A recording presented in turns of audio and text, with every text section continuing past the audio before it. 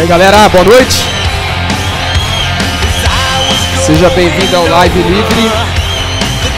Nessa noite estamos aqui com alegria. Quero também dar boa noite para quem está acompanhando pela internet ou quem vai assistir esse vídeo gravado aí no nosso canal. Boa noite ou bom dia ou sei lá, boa tarde. Não sei quando é que você está assistindo, mas que Deus possa realmente falar ao seu coração. Quero convidar você a abrir a sua Bíblia no Evangelho de Lucas, capítulo 24.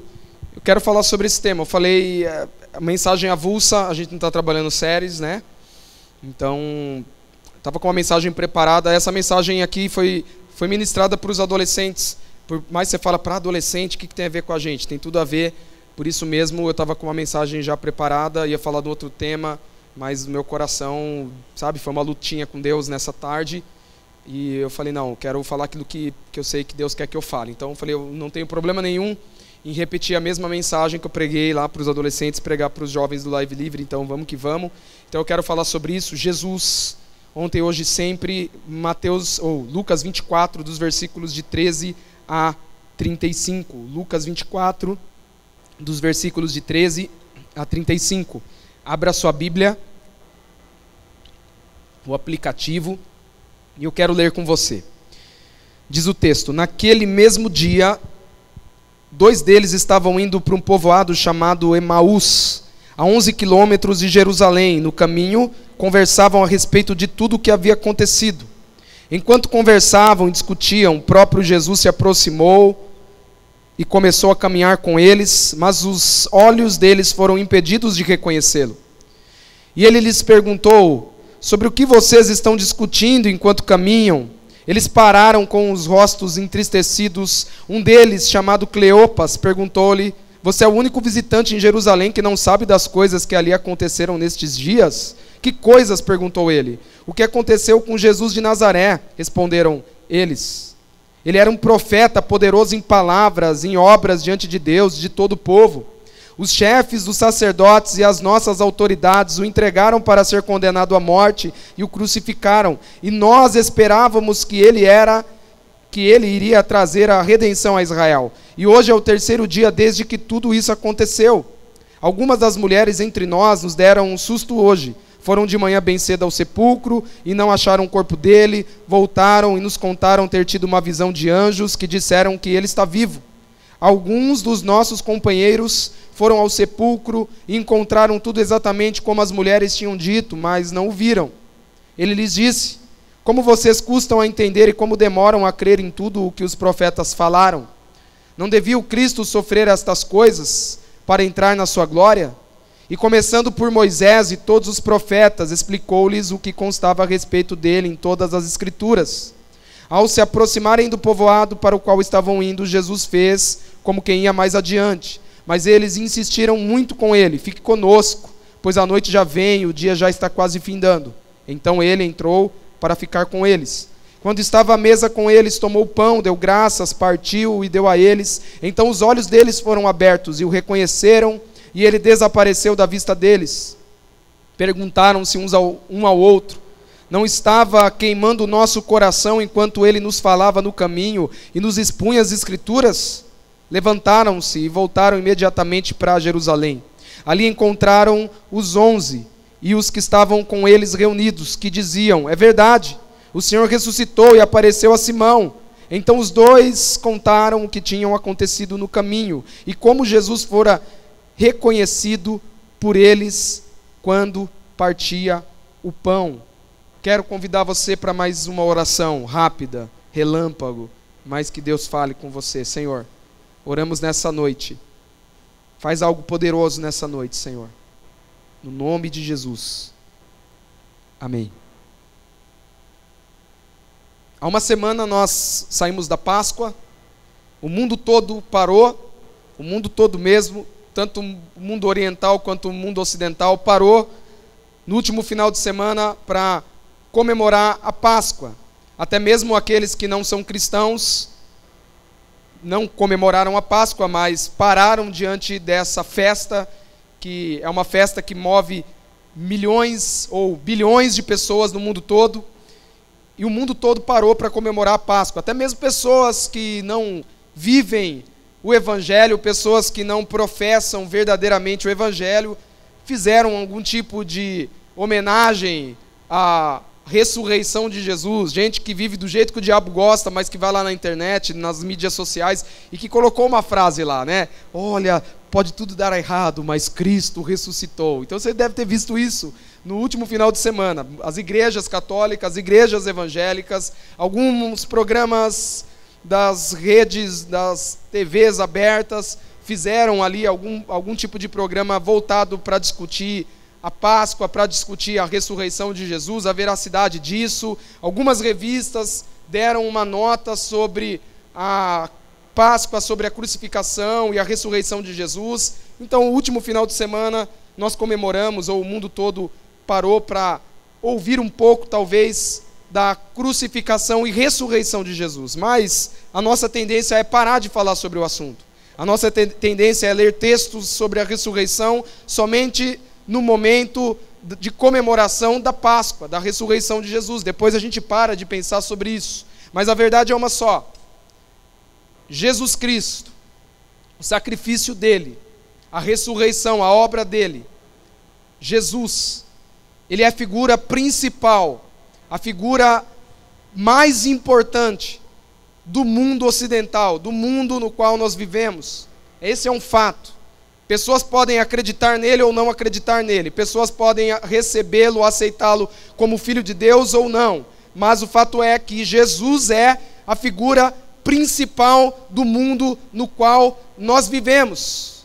Aonde você vai, qualquer lugar que você for, você vai encontrar o símbolo principal da fé cristã, que é a cruz. Vai para um cemitério, a cruz ali.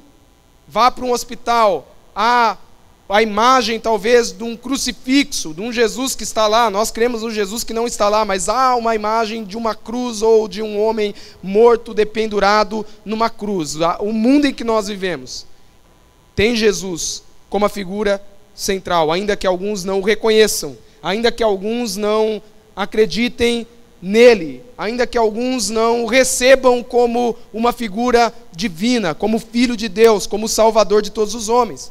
E eu quero começar nessa noite fazendo uma pergunta muito básica para você, e talvez para você que é um cristão, talvez para você que é alguém que nasceu de novo, que conhece a Jesus, que é um líder, alguém que está familiarizado com Bíblia, familiarizado com os evangelhos, familiarizado com igreja. Talvez essa pergunta para você é uma pergunta muito básica, uma pergunta muito, corriqueira, uma pergunta até mesmo desnecessária. Quem é Jesus? Por que essa pergunta? Eu creio que ele é o Filho de Deus, eu creio que ele é o Rei dos Reis, eu creio que ele é aquele que salvou a humanidade, inclusive a mim. Talvez essa pergunta para você que é um cristão, um crente, seja uma pergunta muito básica, mas eu sei que nessa noite há pessoas aqui que ainda não acreditam ou que ainda não tomaram uma decisão de seguirem Jesus.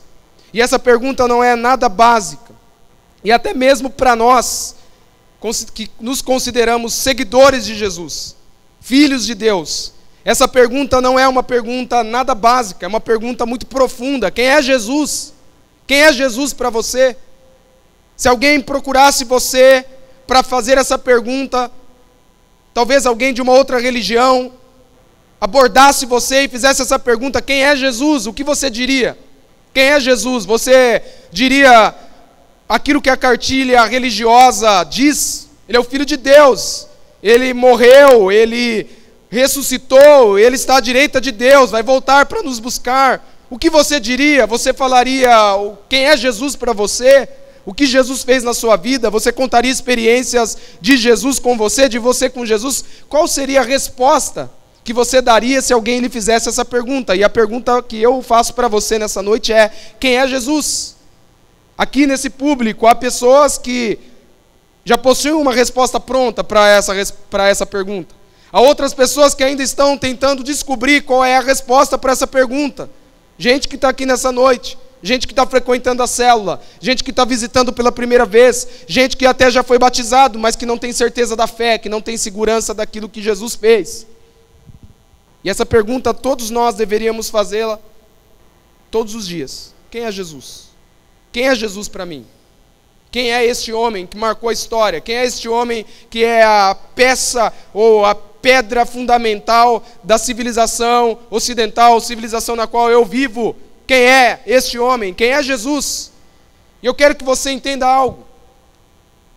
Isso para você que está chegando, que está investigando a fé, que está tentando entender quem é esse homem, quem é Jesus. O mundo tenta sempre dar uma resposta para essa pergunta. Como eu disse, ainda que alguns acreditem nele, ainda que alguns não acreditem nele, o fato é que todo mundo fala de Jesus, todo mundo pensa acerca de Jesus, nem que seja para negá-lo, nem que seja para criticá-lo, todo mundo fala de Jesus, todo mundo pensa em Jesus.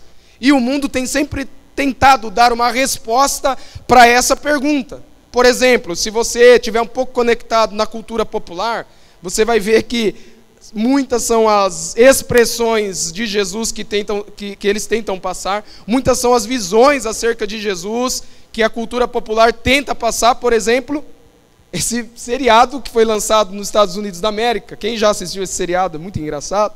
O Black Jesus, que é o tipo Jesus negão. Eles lançaram esse seriado que eles tentam passar a imagem de Jesus como um cara assim, sabe, totalmente fora do padrão que nós costumamos enxergar Jesus. Jesus é um cara lá que anda no Brooklyn, e aí, mano, beleza, Jesus fala gíria. Jesus é um Jesus negão, é um Jesus que quebra paradigmas, é um Jesus engraçado, um Jesus fuleiro, um Jesus, sabe, um Jesus cômico, um Jesus sangue bom pra caramba. Isso é o que tem sido passado. Jesus, Black Jesus, Jesus legal, cara, um Jesus fuleiro, um Jesus bacana. Por exemplo, no Brasil, se a gente fizer uma leitura da cultura popular, você vai ver que o Portas dos Fundos, eles sempre falam de Jesus. Os assuntos deles sempre são assuntos relacionados à religião e, sobretudo, a Jesus, ao cristianismo. E eles apresentam Jesus sempre satirizando Jesus, sempre ridicularizando Jesus. Ora Jesus é apresentado como um farsante, ora Jesus é apresentado como um cara afeminado, homoafetivo, ora Jesus é apresentado como um lunático, ora Jesus é apresentado como um cara que é um enganador, ora Jesus é apresentado como uma pessoa normal, mas que foi feita Deus pelo conto dos outros. E a gente vai vendo como Jesus vai sendo apresentado. No decorrer da história, a história sempre tentou dar uma resposta para essa pergunta.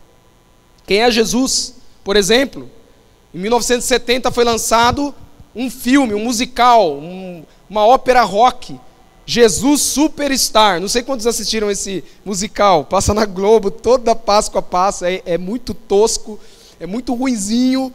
E eu já assisti esse negócio faz muitos anos, numa Páscoa, eu estava na virada de sexta-feira para sábado, eu falei, vou assistir esse troço, vamos ver qual que é desse negócio.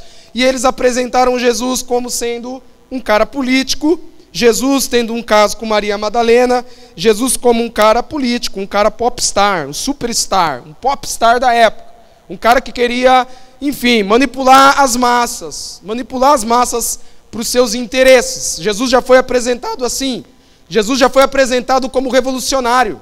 Há algum tempo atrás foi lançado esse livro chamado Zelota, um livro interessante. O cara que escreve esse livro, ele é ateu, convicto, foi criado numa igreja evangélica nos Estados Unidos. Ele foi até mesmo batizado, foi para acampamentos. Segundo ele, teve uma experiência, olha que louco, ele fala que teve uma experiência mística com Jesus, mas depois ele chegou à conclusão de que Jesus ele era apenas um revolucionário, um zelota. Se você ler os evangelhos, você vai ver que dos 12 discípulos, havia um lá chamado Simão Zelote. Os zelotas eram um grupo revolucionário da época de Jesus. Os caras que queriam pegar em espadas, eles pegavam, e que queriam tirar o poder de Roma, e libertar Israel de Roma, Palestina de Roma. Eles eram judeus, palestinos, e eram oprimidos por Roma. Então esses caras iam para a guerra, esses caras iam para a luta armada. E segundo esse escritor, Jesus ele não passou de um revolucionário. Ele não foi Deus, ele foi revolucionário. E essa ideia tem sido passada nas universidades. Jesus foi um revolucionário, Jesus muito louco, Jesus, e tem gente Messias. Ou seja, Jesus, ele foi um farsante, um mentiroso. Jesus, ele enganou as pessoas. Ele disse ser Deus para enganar as pessoas. Ele disse salvar para enganar a massa que vivia na época, as pessoas que não sabiam distinguir a mão direita da esquerda. Jesus foi um farsante. E teve até mesmo alguém que disse que Jesus nunca existiu. Jesus nunca existiu. Está aqui um livro que fala um pouco sobre isso. Isso já rodou muito, sabe? Jesus nunca existiu. Jesus, ele é um mito criado pela igreja. Jesus foi um mito criado pelo cristianismo. E eu quero que, já aproveitando para falar desse ponto, responder algo para você. Nenhum historiador sério nos dias de hoje acredita que Jesus seja um mito. Todos os historiadores sérios acreditam que Jesus existiu. Ou seja, ninguém nega o fato de que ele existiu. Por exemplo, quero deixar uma frase para você, de um acadêmico brasileiro. Ele diz: volta e meia aparecem essas hipóteses sobre Jesus ser um mito, mas do ponto de vista metodológico, parece bastante claro que ele realmente existiu. E a pergunta que eu faço é: quem é Jesus para você? A história tem apresentado Jesus por várias perspectivas. A mídia, a cultura popular tem apresentado Jesus de várias formas. Mas a pergunta é: quem é Jesus para você? Eu quero convidar você, cristão ou não cristão, a entender que a Bíblia apresenta Jesus como aquele que pode mudar a sua vida hoje. A Bíblia apresenta Jesus como aquele que pode mudar a sua vida nesta noite. Jesus é aquele que pode transformar, radicalizar a sua vida nesta noite, porque a Bíblia apresenta Jesus como sendo o Filho de Deus, como sendo o próprio Deus em essência. A Bíblia apresenta Jesus, no texto que nós lemos, como aquele que venceu a morte, como aquele que foi crucificado, como aquele que depois, ao terceiro dia, venceu a morte.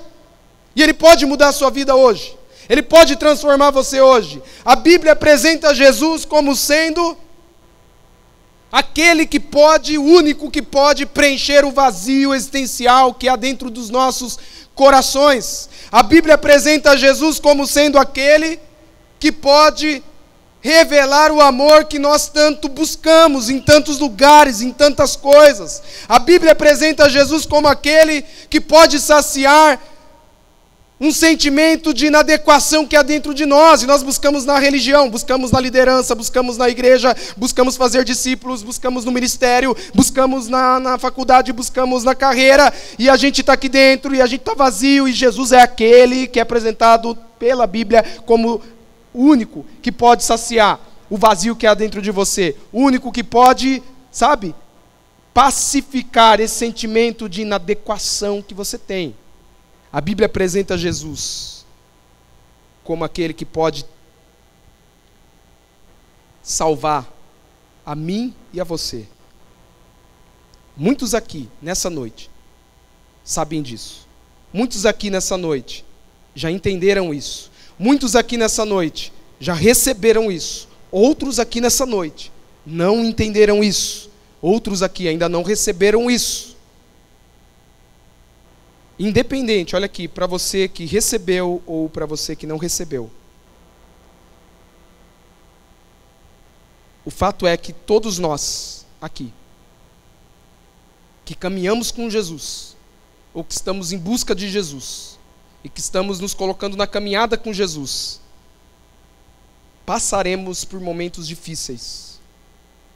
Passaremos por momentos difíceis. O texto que lemos, Lucas capítulo 24, um texto que relata a ressurreição de Jesus, mas relata um fato atípico nos outros evangelhos.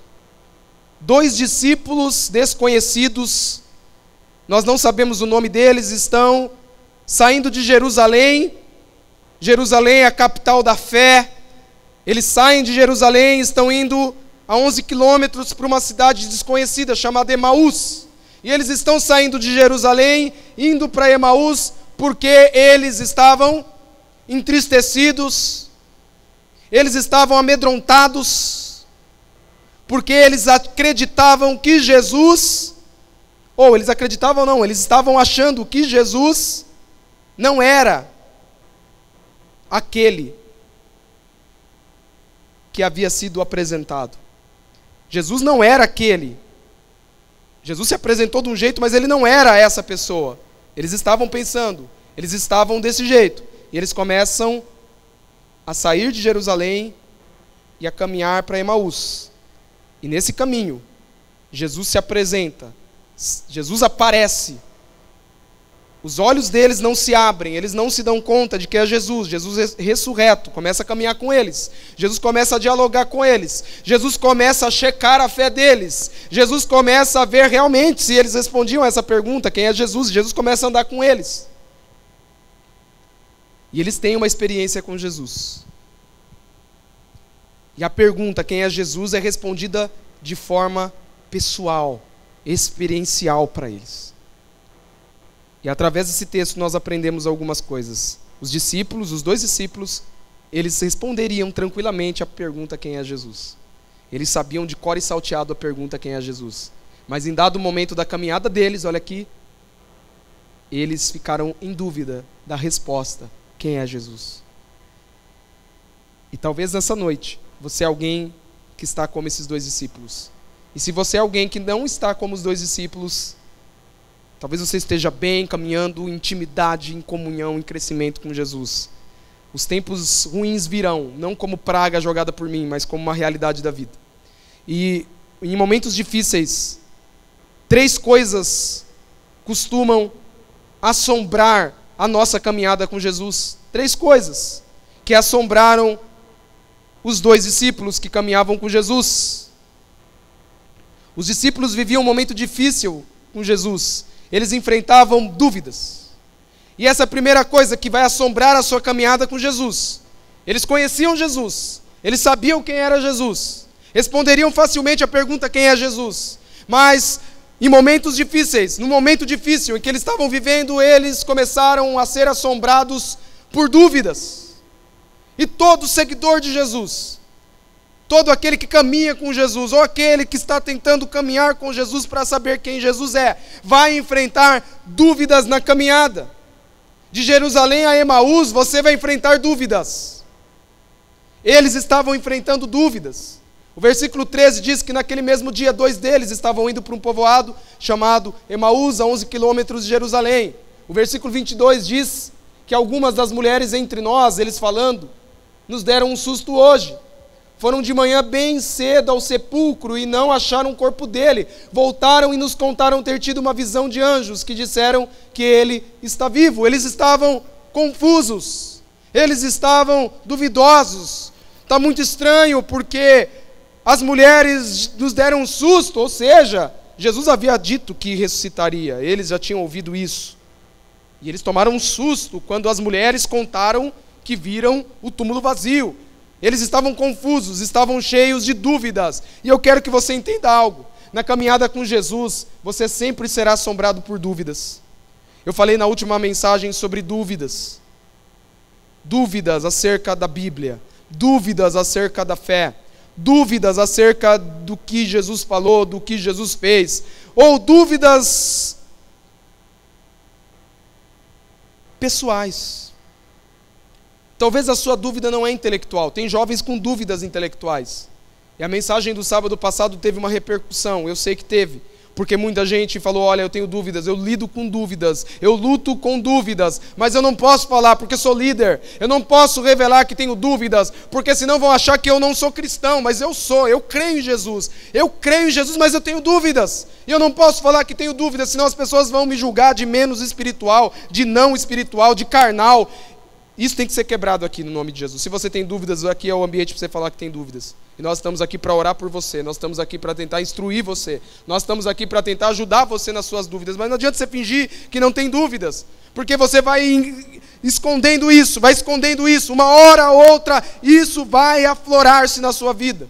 Porque cristãos que não pensam a sua fé, se você é alguém, olha aqui, se você é alguém que está aqui, eu, por exemplo, quero dizer, sou pastor, eu tenho uma convicção plena da minha fé. Eu tenho convicção plena de quem é Jesus. Eu tenho convicção plena da minha fé. Mas eu confesso para vocês que tem coisas, algumas situações, algumas passagens, algumas coisas na Bíblia, não que eu não acredito que a Bíblia seja verdade, mas que às vezes eu luto com dúvidas para crer e peço para Deus, arranca a minha incredulidade, Senhor. Mas eu sou honesto com Jesus.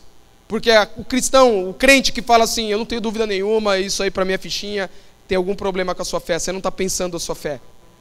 Porque a fé só existe, grava isso aqui, a fé só existe onde há dúvida. Se não há dúvida, não há fé. O terreno onde floresce a fé é o terreno da dúvida. Todos os grandes homens de fé são homens que lidam com dúvidas e não deixam as dúvidas paralisarem e continuam. Agora, se você diz que não tem dúvida nenhuma, isso mostra que você não tem fé nenhuma também.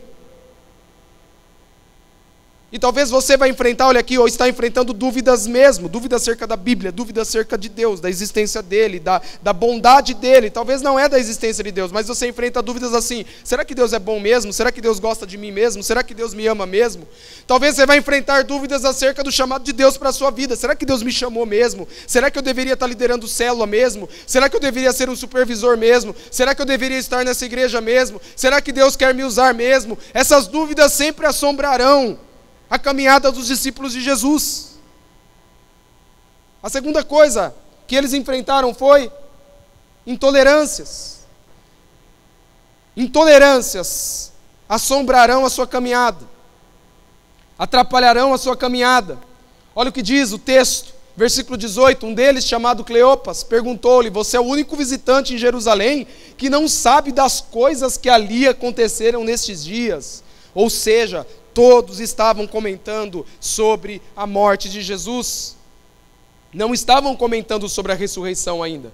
Estavam comentando sobre a morte. Estavam comentando sobre o fato de Jesus ser apenas um farsante. Estavam comentando o fato de Jesus ser apenas um lunático, um louco. Eles estavam todos falando sobre isso. E os discípulos, esses dois, estavam sofrendo, não só esses dois, mas os outros, intolerâncias por parte do povo. Tanto que Atos capítulo 1 diz, o que diz Atos capítulo 1, antes de Atos capítulo 2, que é o Pentecostes, o derramamento do Espírito Santo. Eles estavam todos reunidos no cenáculo, a portas fechadas, orando, mas com medo, a portas fechadas, porque estavam sofrendo intolerâncias por parte do povo, por parte dos descrentes, todos dizendo: são loucos, são malucos, acreditaram num farsante. E esses discípulos, ao fazerem a pergunta para Jesus, estavam sendo irônicos, estavam dizendo: oh, você não sabe o que nós estamos enfrentando,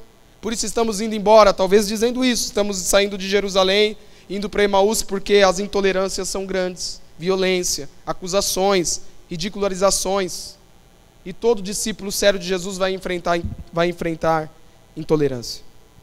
Na faculdade, quando você for um crente de verdade, olha, no nome de Jesus, o que está faltando, sabe por que tem cadeira vazia aqui nesse lugar? Era para estar lotado isso aqui. E eu vou falar uma coisa para você, no nome de Jesus, eu declaro isso porque eu creio mesmo, de verdade.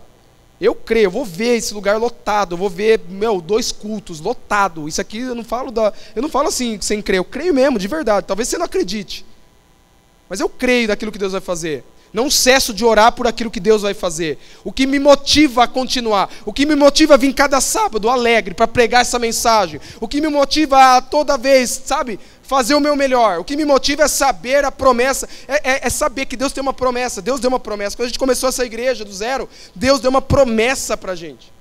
Deus, isso aqui não é uma coisa que nós estamos aí sem saber. Deus deu uma promessa de que essa cidade seria dada para nós, de que as células, elas iriam avançar nessa cidade, de que os jovens dessa cidade não serão entregues para a morte, não serão entregues para Satanás, mas serão entregues para Jesus. E essa igreja tem um papel a ser cumprido nessa cidade.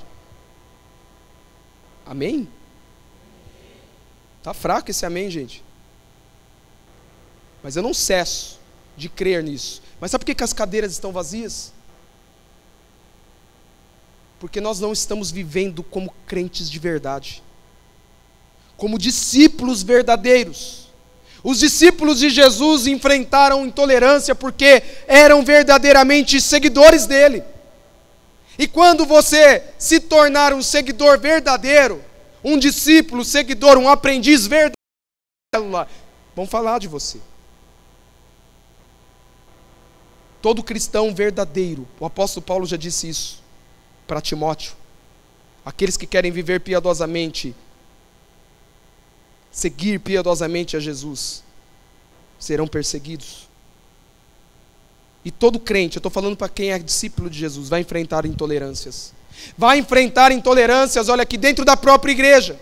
Quando você começar a andar cheio do Espírito Santo, Quando você começar a buscar Deus de forma radical, a dizer não para o pecado, a dizer não para conversas, gracejos imorais, a dizer não para tudo aquilo que não tem a ver com Deus, pessoas aqui dentro vão rir de você, pessoas daqui de dentro vão desprezar você, porque você está cheio, porque você transparece Jesus, e o próprio Jesus foi alvo de intolerâncias.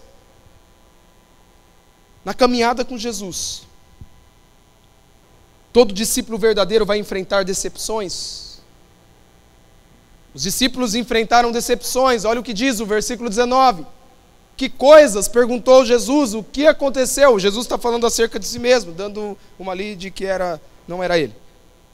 O que aconteceu com Jesus de Nazaré? Responderam eles: ele era um profeta, poderoso em palavras, em obras diante de Deus e de todo o povo. Eles conheciam Jesus. Era um profeta. Jesus foi um profeta. Ele foi mais que um profeta, mas foi um profeta também. Poderoso em palavras, em obras diante de Deus e de todo o povo.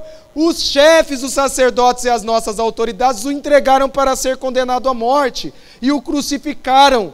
E nós, olha a decepção, e nós esperávamos que ele ia trazer a redenção a Israel. Nós esperávamos que ele seria o Salvador. Nós esperávamos que ele traria, mudanças sociais. Nós esperávamos isso, mas ele não fez, ele morreu.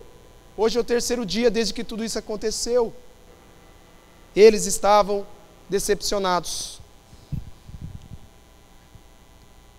Assumir que está decepcionado, que se está decepcionado com Jesus, é algo muito difícil.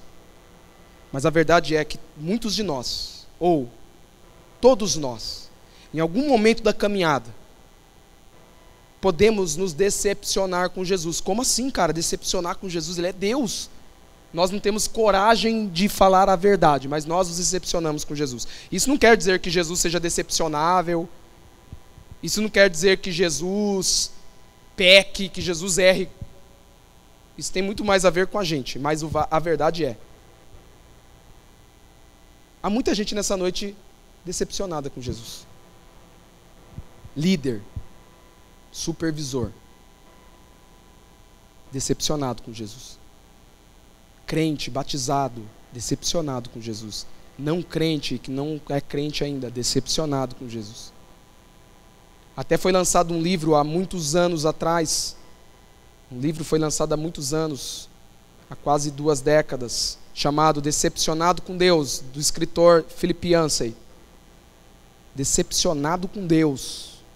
Na época em que esse livro foi lançado, em 91, se não me engano, gerou um frisson na comunidade evangélica lá dos Estados Unidos. Porque onde já se viu um escritor colocar decepcionado com Deus, ele trabalha isso. Crentes que se decepcionam com Deus. Talvez você está decepcionado com Jesus, é isso que está impedindo você de fluir com Deus, de fluir com Ele, porque você está decepcionado, decepcionada, porque um namoro não deu certo, e você falou: Jesus, eu fui santo, eu fui fiel, e deu nisso. Porque uma porta de emprego não se abriu, aí você falou: Jesus, eu fiz tudo o que eu devia fazer, e deu nisso. Porque nada mudou na sua vida, na sua família, ou alguém não foi curado, ou alguém morreu, e você falou: eu criei, eu busquei, e deu nisso. Todos nós enfrentaremos decepções na caminhada, e nós temos que ser honestos para chegar diante de Jesus e falar: Jesus, quero te pedir perdão, mas eu estou decepcionado contigo, e isso não tem a ver com o Senhor, tem a ver comigo. Mas nós enfrentamos decepções. A gente não fala, olha aqui, que é com Jesus, mas no fundo é com Ele.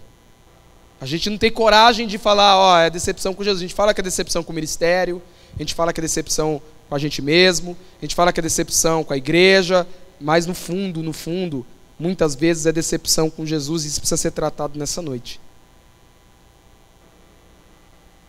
Isso precisa ser tratado nesta noite. E eu quero terminar, antes de você ir embora, dizendo: quando passar por dias ruins, quando enfrentar dúvidas, e muitos enfrentam dúvidas, quando enfrentar intolerâncias, e muitos estão enfrentando, quando enfrentar momentos difíceis na caminhada, decepções, você precisa considerar 3 coisas. Eu quero falar dessas 3 coisas para a gente ir embora. Considere, leve em conta, não se esqueça, relembre, guarde no coração 3 coisas. A primeira delas tem a ver com as palavras de Jesus. Estiver passando por momentos difíceis, considere as palavras de Jesus. Os versículos 25 e 26 do texto que lemos diz: Jesus disse para eles, ele lhes disse: como vocês custam a entender e como demoram a crer em tudo que os profetas falaram. Não devia o Cristo sofrer estas coisas para entrar na sua glória? Como vocês são lentos, como vocês são devagar, como vocês têm dificuldade de entender tudo aquilo que os profetas falaram. Jesus estava falando do Antigo Testamento, porque a Bíblia que Jesus lia era o Antigo Testamento. Não existia o Novo Testamento. O Novo Testamento estava em formação. A Bíblia que Jesus e os discípulos liam era o Antigo Testamento. E Jesus, quando diz os profetas, Jesus está falando sobre o Antigo Testamento. E Jesus está dizendo que o Antigo Testamento, até para quem não gosta de ler o Antigo Testamento, que acha que o Antigo Testamento é chato, que acha que o Antigo Testamento caducou, que acha que o Antigo Testamento não sei o quê, o Antigo Testamento, meu querido, ele fala de Jesus, tanto que o próprio Jesus diz isso. Vocês demoram a crer em tudo que os profetas falaram. Ou seja, não devia o Cristo sofrer estas coisas e entrar na sua glória? O Antigo Testamento fala de mim. O Antigo Testamento fala sobre mim. E hoje nós temos o Novo Testamento, nós temos a Bíblia toda que fala dele, que fala de Jesus. A Bíblia fala de Jesus. A chave hermenêutica para entender a Bíblia é Jesus. Se você ler qualquer texto do Antigo Testamento, olhe Jesus, você vai encontrar Jesus ali. Tudo tem a ver com Jesus, até o texto que você acha que não tem nada a ver com Jesus, que tem a ver com rituais lá de Levíticos, tem a ver com Jesus, está falando de Jesus, está apontando para Jesus. Tanto que um dos significados, segundo alguns rabinos, um dos significados da palavra Torá, Torá é os 5 primeiros livros da Bíblia. Os 5 primeiros livros do Antigo Testamento é a Torá. Segundo alguns rabinos, a Torá tem um significado que é o significado de apontamento, ou seja, aquilo que aponta para o Messias, aquilo que aponta para o Cristo. E nós esquecemos das palavras de Jesus. Esquecemos das palavras de Jesus, porque primeiro não conhecemos as palavras de Jesus. Esquecemos das palavras de Jesus porque ficamos enebriados com as dúvidas, ficamos enebriados com as intolerâncias e decepções. Mas você não pode se esquecer das palavras de Jesus. Jesus foi o único homem que viveu nessa terra, que disse coisas profundas, espirituais, como por exemplo, o único que disse: eu sou o caminho, a verdade e a vida, ninguém vai ao Pai, ninguém vem ao Pai, ele está falando dele mesmo, a não ser por mim. Foi Jesus. Buda nunca reivindicou divindade, Maomé nunca reivindicou divindade, Hare Krishna nunca fez isso, nenhum líder religioso disse as coisas que Jesus disse. Nenhum sábio falou as coisas que Jesus falou. Jesus é o único que diz: eu sou a ressurreição e a morte. Se alguém crê em mim, ainda que viva, ainda que morra, viverá. Ninguém disse isso. Ainda que morra, viverá. Eu sou a ressurreição.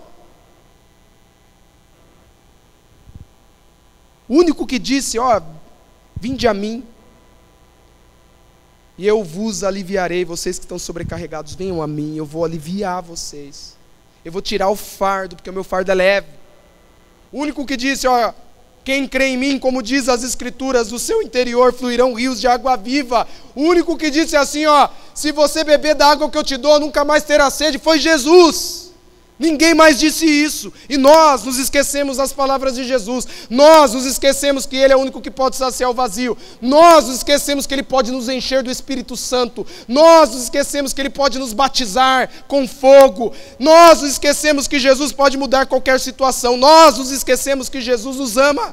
Nós nos esquecemos do que Ele falou, do que Ele disse, do que Ele pregou, do que Ele professou, do que Ele falou também aos nossos corações. Não se esqueça do que Jesus já falou no escuro para você. e quando está claro você se esquece. Jesus já falou coisas profundas para você, Jesus já disse coisas profundas para você, e se Ele não disse, Ele dirá hoje para você, mas Jesus continua falando com a gente, e nós nos esquecemos das palavras dEle. Essa semana eu estava tão atribulado, com a alma atribulada, com muitos problemas para resolver. É os temores internos e os tremores externos que Paulo fala. O ministério gera isso. É muito temor interno e tremor externo. O ministério gera isso. E às vezes você está aqui, você ora e nada. Aí você se quebranta e nada. Você jejua e nada. Aí você jejua e a galera não vai. Aí você ora e as cadeiras vazias. E aí é problema, aí é coisa para resolver. E eu estava atribulado. Aí veio uma palavra de Jesus na minha mente, assim, eu nem li o texto, e aquilo apaziguou a minha alma. Jesus disse algo simples, que está escrito no Evangelho de Mateus: Rodolfo, basta cada dia o seu próprio mal. Aquela palavra veio e acalmou meu coração. E eu quero dizer algo para você. Se você tem dúvidas, ouça essa frase: um homem que fosse somente um homem e dissesse as coisas que Jesus disse, não seria um grande mestre da moral, seria um lunático, no mesmo grau de alguém que pretendesse ser um ovo cozido, ou então o diabo em pessoa. Faça a sua escolha.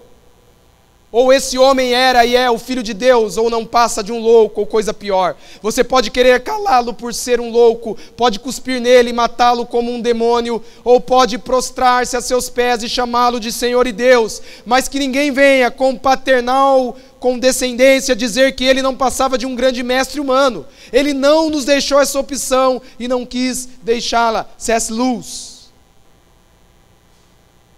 tudo que ele disse, ou ele era um louco, ou ele era um farsante, ou ele é o Filho de Deus. Leve em conta as palavras de Jesus. É óbvio que ele não foi um farsante, porque um farsante não faria as coisas que ele fez. É óbvio que ele não era um louco, porque até os psicólogos entendem que Jesus foi o padrão de saúde emocional e mental. Sobra a alternativa de que ele é o Filho de Deus. Segundo lugar, em momentos difíceis, considere a presença de Jesus. Versículos 28 e 29. Ao se aproximarem do povoado para o qual estavam indo, Jesus fez com quem ia mais adiante, ele fez com quem ia embora, ele começou a andar na frente, mas aí eles insistiram muito com ele: fique conosco, pois a noite já vem, o dia já está quase findando. Então ele entrou para ficar com eles. Jesus presenteia esses homens com a sua presença. E nunca se esqueça da presença de Jesus. Os discípulos haviam esquecido, porque o próprio Jesus disse para eles, antes de ressuscitar, Jesus disse: e eu estarei convosco até o final dos séculos, e eu estarei com vocês na grande comissão. Jesus disse isso em Mateus capítulo 28, eu vou estar com vocês até o último dia. E eles haviam esquecido disso, mas Jesus ainda assim marca eles com a sua presença. Talvez você está esquecendo da presença de Jesus. Quando você enfrenta intolerância, dúvida, decepção: Jesus me abandonou, parece que Jesus está longe, parece que Jesus não liga mais para mim, Jesus não, eu não sinto mais Jesus. E você quer sentir Jesus.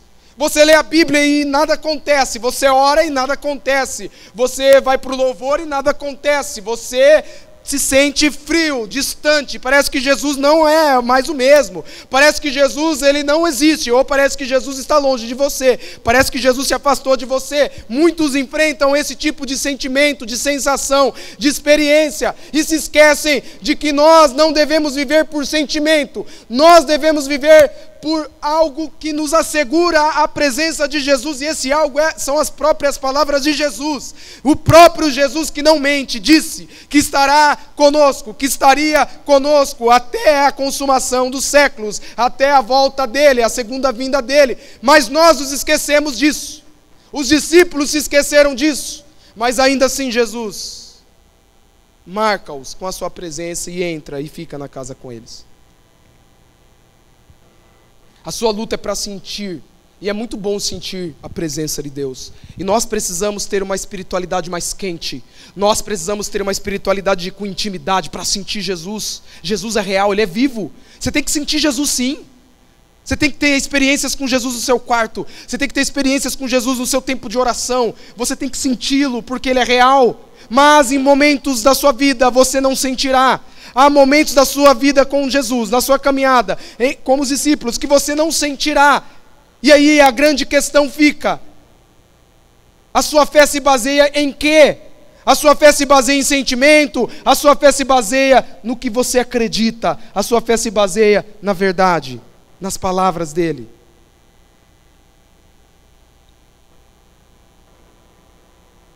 Existe um momento na vida do cristão que foi denominada nos primeiros séculos do cristianismo por um cara chamado São João da Cruz. São João da Cruz foi um grande cristão. E São João da Cruz, eu falo São não porque ele era santo sem pecado, era o modo como se chamavam os cristãos da época. Ou João da Cruz. Ele escreve um livro falando sobre a noite escura da alma. Essa experiência da noite escura da alma todo mundo vai enfrentar. Há momentos em que você não está em pecado, porque às vezes o seu pecado, olha aqui, o pecado faz você não sentir Jesus. Pecado afasta você de Jesus, e é pecado. Talvez você não está sentindo Jesus porque tem pecado na sua vida. Você precisa abandonar o pecado, se arrepender, buscar Deus em santidade. Mas há momentos, há pessoas que estão buscando a Jesus, andando em santidade, mas há situações na vida do cristão, algum momento em que você viverá a noite escura da alma, que parece que Jesus está longe, que parece que Jesus, você não sente mais Ele, mas Ele está apenas ali, junto com você, deixando você crescer, ganhar maturidade, fazendo com que a sua fé se fortifique, se fortaleça. Mas nunca se esqueça da presença de Jesus. Em último lugar, em momentos difíceis, considere a experiência com Jesus. Versículos 30 e 32. Perguntaram, versículos de 30 a 32. Quando estava à mesa com eles, Jesus estava lá, tomou o pão, deu graças, partiu e deu a eles. Então os olhos deles foram abertos e o reconheceram, e ele desapareceu da vista deles. Perguntaram-se um ao outro: não estava queimando nosso coração enquanto ele nos falava no caminho e nos expunha as Escrituras? Considere sempre a experiência com Jesus. Os discípulos já haviam tido experiências com Jesus. Engraçado nesse texto é que os olhos deles são abertos quando Jesus parte o pão. Jesus já havia multiplicado pães 2 vezes.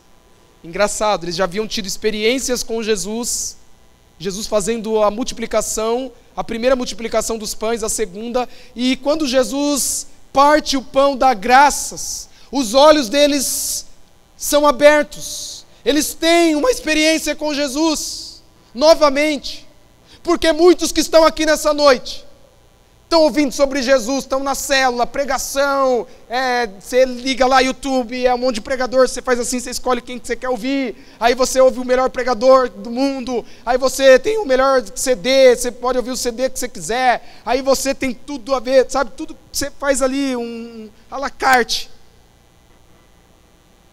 E você está aqui, mas ainda não, seus olhos ainda não foram abertos, e ainda não perceberam Jesus. Talvez você está aqui falando: nossa, podia ter mais jovem. Nossa, Deus não está aqui. Jesus está aqui nessa noite, está salvando pessoas, está transformando. E vai fazer mais ainda. E se você é alguém que olha, eu não sei, o nosso coração precisa queimar. A experiência com Jesus faz o nosso coração queimar. A experiência com Jesus faz os nossos olhos se abrirem.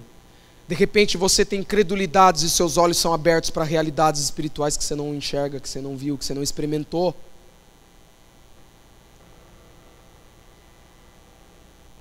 E de repente o seu coração começa a queimar quando você ouve as Escrituras. Quando você lê a Bíblia, as Escrituras são a Bíblia Sagrada. Quando você ouve uma pregação, seu coração queima. Quando você ouve uma canção que fala de Deus, seu coração queima. Quando você lê um livro que fala de Deus, o seu coração queima. É dessa experiência que nós precisamos. E não podemos esquecer também, olha aqui, nós não podemos não podemos esquecer as experiências que já tivemos com Jesus. Nos momentos difíceis, lembrem-se das experiências que você já teve com Jesus. Você já teve experiências com Jesus, eu acredito. Se você não teve, Ele quer dar experiências hoje para você. Mas se você já teve experiências com Jesus, onde Ele falou contigo, onde Ele tocou no teu coração, onde as lágrimas vieram, as lágrimas correram pelo seu rosto, lembre-se dessas experiências e lembre-se que Ele quer dar, Ele é o Deus que continua agindo e Ele quer dar experiências maiores para você. Ele quer fazer com que o seu coração queime, com que seus olhos sejam abertos. E eu quero nessa noite terminar com uma frase. A última notícia não é que Jesus morreu, mas que Ele ressuscitou, continua vivo e vai voltar. E isso muda todas as coisas. Feche os seus olhos agora.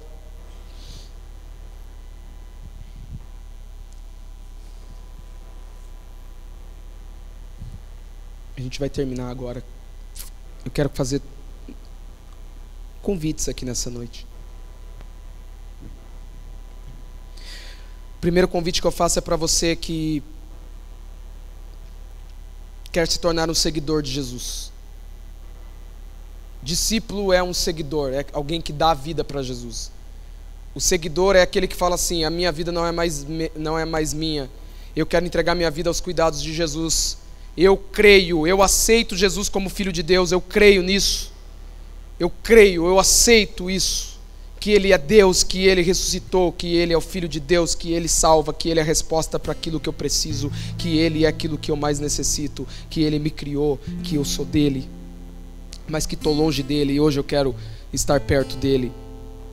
Alguém aqui nessa noite? Levanta a tua mão, eu quero fazer uma oração com você. Deus te abençoe. Tem mais alguém que fala: hoje eu quero lá? Deus te abençoe. Tem mais alguém aqui? Eu quero entregar minha vida para Jesus, eu quero me tornar um seguidor de Jesus. Todo mundo com os olhos fechados. Se você é essa pessoa, levanta a tua mão, eu quero orar por você.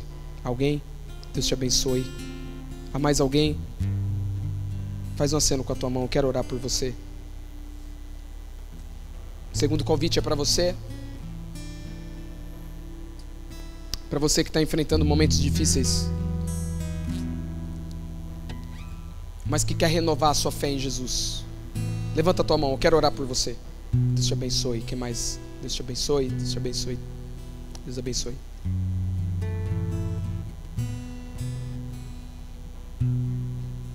E o terceiro convite é para você que precisa se arrepender nessa noite.